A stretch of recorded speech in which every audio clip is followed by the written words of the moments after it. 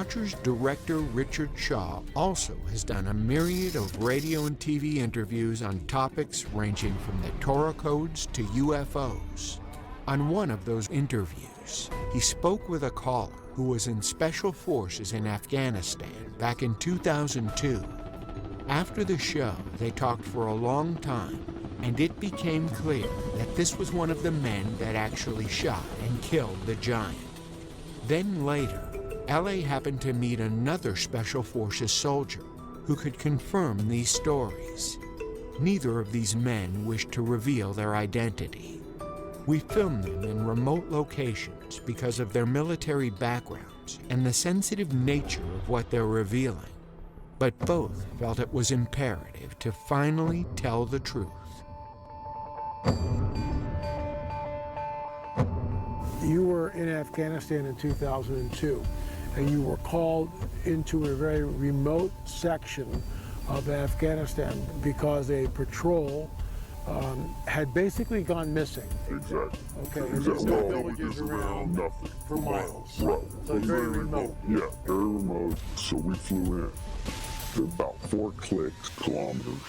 We're hiking through the same area where they were supposed to make one of their checkpoints, one of their rally points. And before we'd left, there was all kinds of what happened with the ambush, but that was even odd because at point of ambush, you'd call for maybe close air support, something, okay?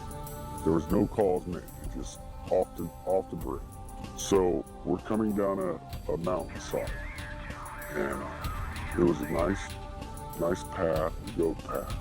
As we bent around this corner, you could see this opening of the cave. There's a cave as we're coming around. And then I see there's a lot of rocks, which is another oddity, and then bone matter. When I'm not close enough to identify what kind of bones, but I did see something I knew was a piece of our communications equipment. So instantly we're thinking ambush, maybe animal, could be anything.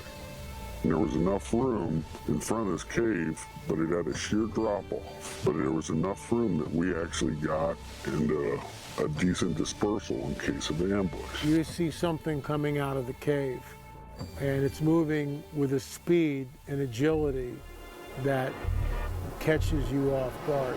Everybody. And he comes out.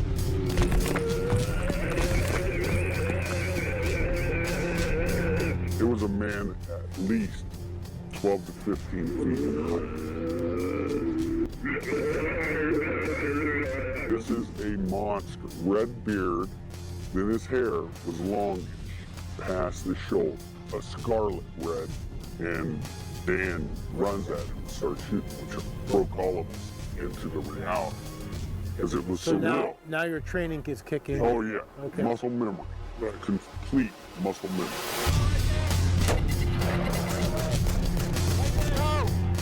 While Dan is moving at him, another bro of mine's laying down fire, and I start firing.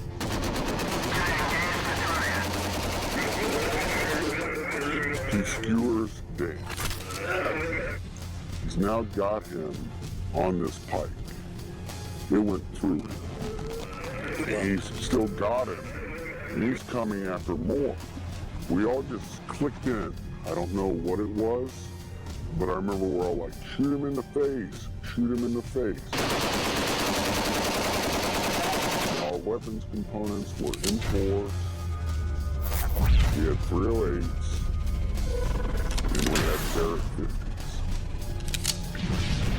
This is sounding longer than it took. We're talking 30 seconds. And he's taking multiple hits, and is still moving. And people have a right to know about this stuff. I mean, if there are 15-footers or 18-footers roaming the planet, and our military has brought them down, I mean, we have a right as American citizens. I mean, this isn't classified military stuff. This is something that we need to know, and it points back to the biblical prophetic narrative. What are your thoughts on that? I think, here's my personal opinion. My personal opinion is if it points that the Bible is accurate, they don't want it.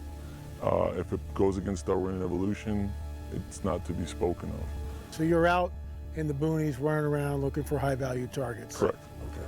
And we're doing those operations, and as we're getting into firefights, we're getting into different scrimmages, you want to put it that way, we would come back to the base and we started hearing this rumor about a unit that killed this, what they started calling this really tall person. At first I didn't think anything of it, and then come to find out that the person that they killed actually was 3 times the size of a man, had extra digits on their hand and digits on their feet, and had red hair, and a special unit had come in and wanted this target. Well, we'd heard that they had killed this thing inside a cave, or the mouth of a cave, and it was common knowledge among the military to hear this. Now, when you say common knowledge, what do you mean? I mean, how does that work? Years later, to come to find out, when I had returned from Afghanistan and had met other military members that had not been there in the operations with me, if you would bring up the Giant of Kandahar, they knew about it. When you first hear it, you're thinking like, this has got to be a joke. This has got to be a hoax. But then after things go down a certain way and you keep hearing it, you start to realize it's not a joke. Our contact said 2002 is when they shot this 15-footer or taller, and you're now in this, you know, in the service around 2005. This word has gotten out, and what I find interesting here too is that if you're going to create a hoax, I get that, but you got details: 6 fingers, red hair, double rows of teeth, 6 digits on the toes, and of course that brings it right back into what we hear about in the biblical prophetic narrative, specifically the Nephilim. Your thoughts? I agree.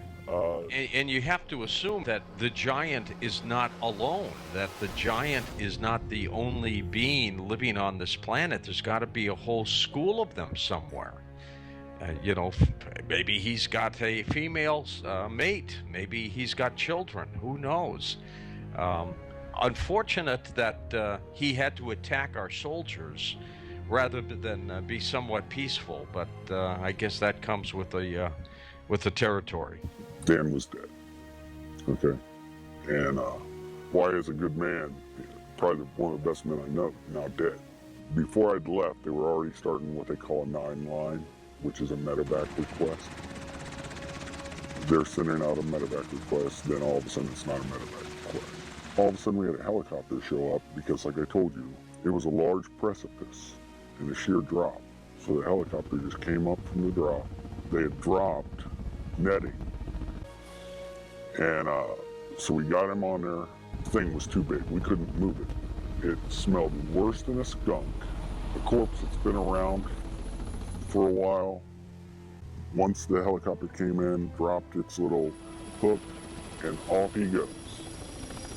The communication was sent out that we had a very large, possible human creature. There you are in the hills of Afghanistan. How many troop members are you with? We had 6 on my crew. And when we say hills of Afghanistan, for us, we did not fly into the wilderness. We actually flew into a base. I guess this thing was transloaded out of the mountains by a CH-47. What I could see that it did have the 6 fingers. I remember taking my foot up and placing it up next to its foot, and it was extremely large. We estimated at about 12 feet, give or take. What I can tell you is the weight of the thing. Basically, it was approximately 1,500 pounds when it was getting on the aircraft. Now, if you take away the pallet weight and all the rigging that we had to hold this thing down, we figured it was around 1,100 pounds. Of course we're upset. That's a given, okay? We lost a very good guy. But add to that, you're discussing something that even in our after-action report, they're saying rewrite it. And we had to rewrite it the way they wanted. How many fingers? 6, 6 fingers toes. and 6 toes.